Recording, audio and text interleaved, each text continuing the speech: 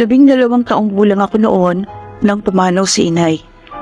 Makalipas ang 1 taon, muling nag-asawa si itay.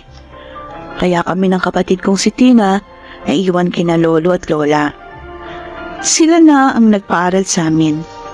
Kaya naman, talagang nahirapan kaming lahat.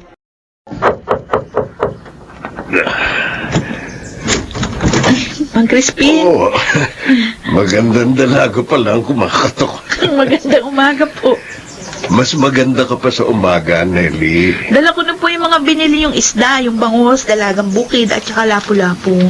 Ba't ikaw ang nagdala? Kasi po may sakit si na Lola Conching tsaka si Lolo Tasio. Sa bagay, mabuti na rin ikaw ang naghatid ng mga ito. Oh, Nakita kita. ha? Teka, ito. Kunin mo ito. 2,000? Naku, wala ho akong susukli dyan. Sa'yo na ang sukli. Alam kong kailangan mo yan. Ho? Naku, nakakaya naman po. Huwag ka nang mahiya. Ako naman ang kusang nagbigay niyan eh. At sana naman, huwag mo na akong tinatawag na Mang Crispin para hindi nakakailang. Alam mo, napakaganda mo, Nelly. Hindi bagay sa'yo magtinda ng isda. Ha? Didiretsohin na kita. Noon pa, gusto na kita. May damdamin na ako sa'yo. At kung papayag kang pakasal sa akin, pagiginhawain ko ang buhay mo. Maging ang pamilya mo.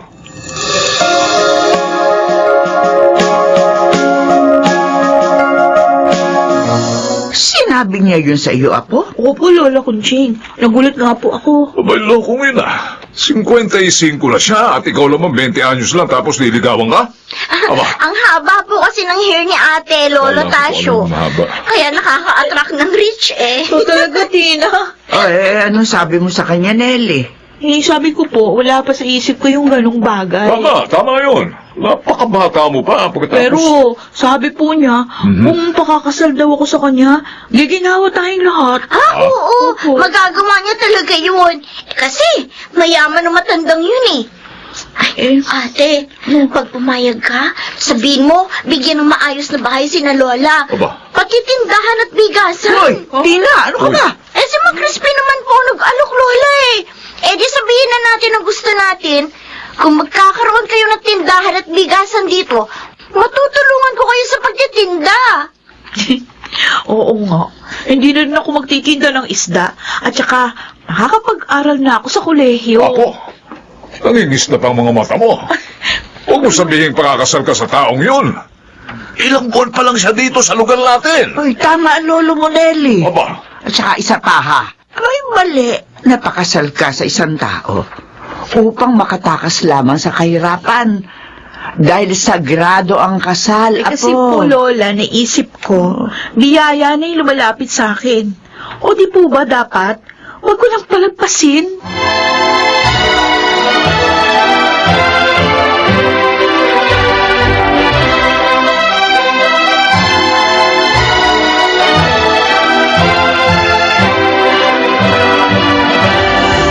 Anong iniisip ng maganda kong misis?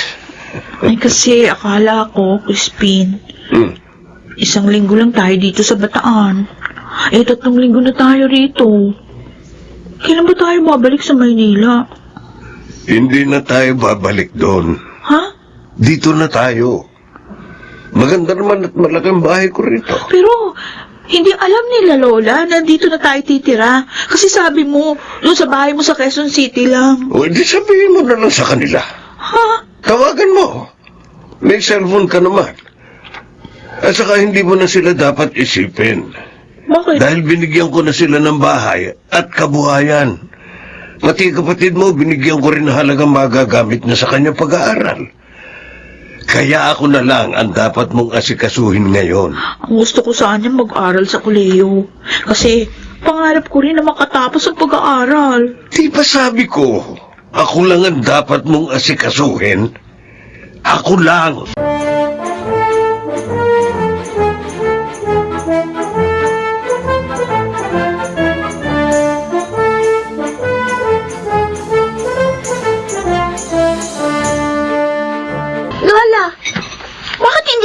gumagalaw ang pagkain nyo. Oo nga naman, Kuching. Masarap itong niluto ni Tinang ginataang tilapia, oh. Sige na, kain na. Naaalala ko si Nelly eh. Oh, bakit? Malayo na siya sa atin. Andun, sa Bataan na. Ay, nako. Wala na tayo magagawa pa roon. Dahil may asawa na ang ating apo. Pero naisip ko lang po, bakit kaya nagbagong isip ni Kuya Crispin? Bakit mas ginusto pa niya doon sa Bataan? Naisip ko rin yan, Tina. Uy, baka naman may negosyo na siyang bubuksan doon. Ipalalangin na lang natin na walang maging problema si Nelly, ha? Maging sa kanyang asawa. Sakripisyong kanyang ginawa para maiahon tayo sa hirap. At kawawa naman siya kung siya'y mapapahamak.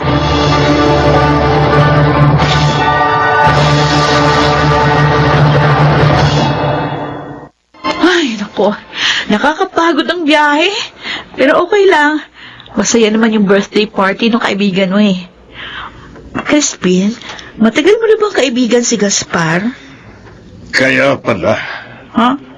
lahat ng sabihin niya, hagal pa ka ng tawa. Oh, Ang harot mo. sobra ka naman. Sakit mong magsalita. Para sa'yo, harot na ba yun? Oo, ang harot mo.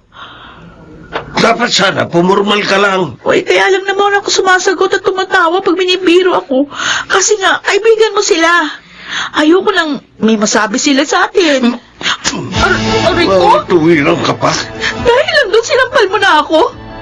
Kakakasal pa lang natin, ganito ka na? Dahil hindi ko gusto ang ginawa mo. At ang pangangatuwiran mo sa akin. Mula ngayon, hindi na kita isasama sa mga pupuntahan ko. Dito ka na lang sa bahay.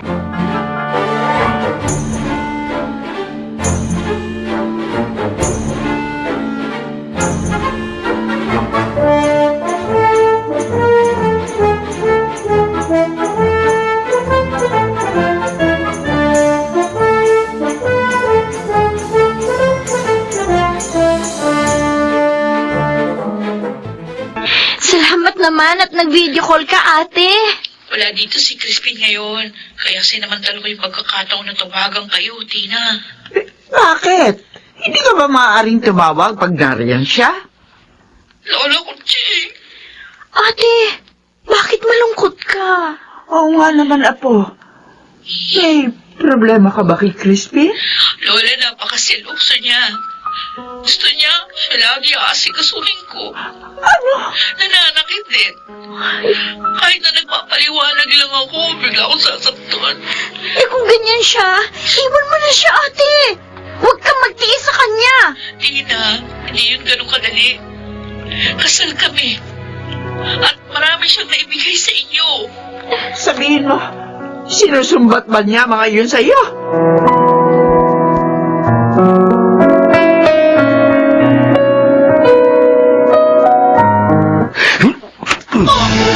Aray, bakit mo ko sinuntok, Crispin?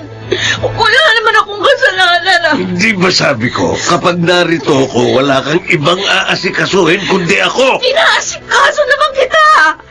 Hindi ba lang ako nakita sa loob ng bahay? Dahil diniligan ko yung tanim ko mga bulaklak. Sinungaling? Aray ko! Kunwari lang na nagdidilig ka. Pero ang totoo, nagpapacharming ka sa lalaki mo. Bakit ba ganyan? Bakit ka ganyan? Ang dumi-dumi ng isip mo! Nakapirmi na nga ako dito sa bahay, naghihinala ka pa rin sa akin. Dahil marumi kang babae. Hindi totoo yan! Ikaw lang ang lalaki sa buhay ko.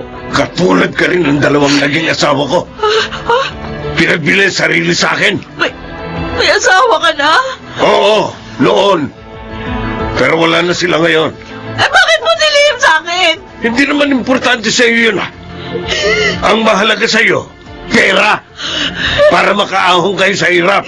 Crispin! At dahil nabili na kita, susundin mo ang lahat ng gusto ko.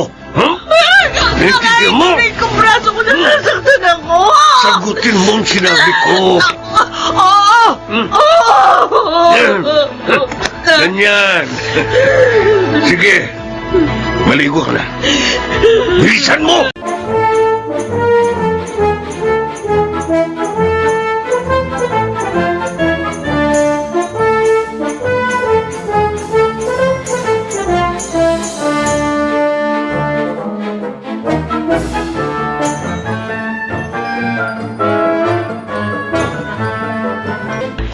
Umalis na naman si Crispin. Hindi ko alam kung kailan babalik. Pagkatapos niya akong suktan at gamitin. At ngayon, talagang nakakulong na ako dito sa bahay niya. Dahil hindi niya na ako pinayagan magpunta kahit sa tindahan. Ayaw niya ako lumabas. Hindi ko na rin matawagan si Tina. Dahil kinuha niya yung cellphone ko.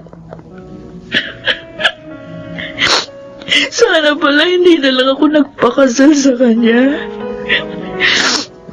Maling-mali ako. Maling-mali. Mary, umiiyak kayo?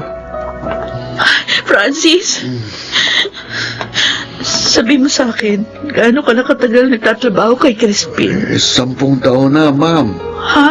21 ako nang magsimulang magtrabaho kay Sir. O, di kabisado mo ng ugali niya.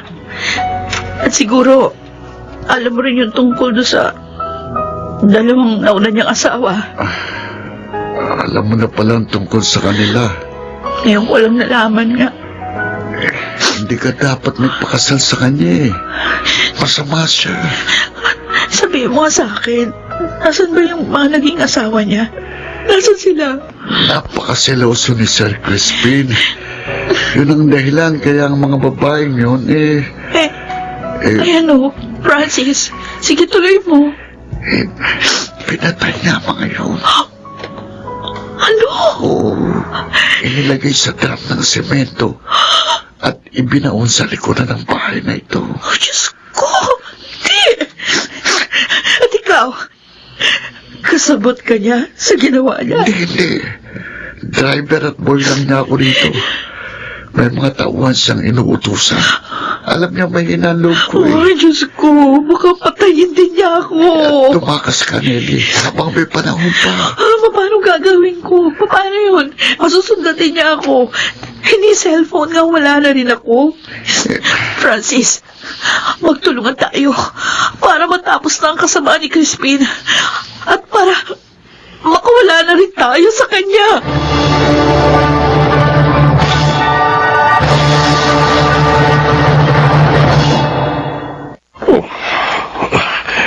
Bakit wala rito sina Francis at Nelly?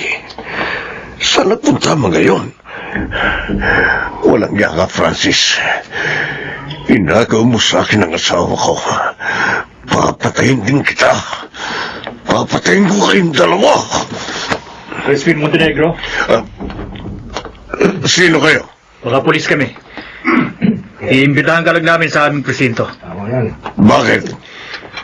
May reklamo sa inyo ang asawa mo. At ang maging ang tawa ninyo si Francis. Makulang yan. Pinagtulungan ako. Hindi. Hindi ako sasama sa inyo. Huwag kayong lalapit sa akin.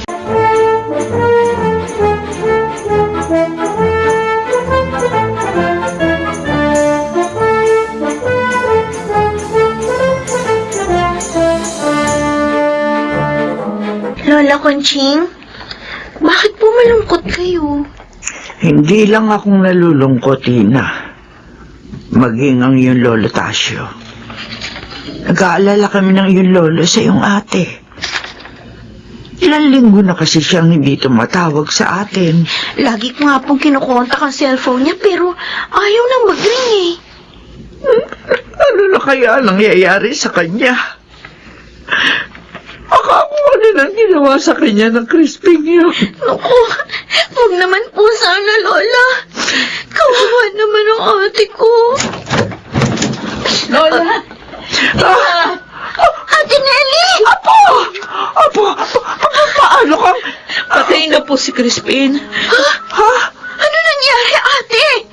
Inimbitahan siya ng mga pulis para sumama sa presinto. Pero sa halip na sumama, binunot niya ang kanyang baril. At nagbaril siya sa sarili. Ay, Diyos ko! Naguguluhan ako. Ano ba kasalanan niya para puntahan ng mga pulis? At saka, bakit siya nagpakamatay? Kukwento ko lahat sa inyo yan.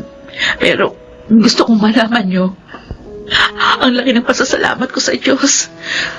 Dahil bagamat nagkamali ako sa pagpapakasal kay Caspin, hinulungan pa rin ako ng Diyos upang makalaya sa isang kriminal.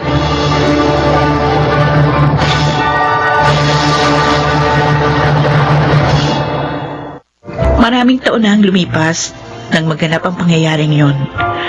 Pero dahil doon, mas naging maingat ako. Katunayan, kahit na 30 anyos na ako, wala pa rin akong asawa. Ako po si Nelly. At ito ang aking buhay.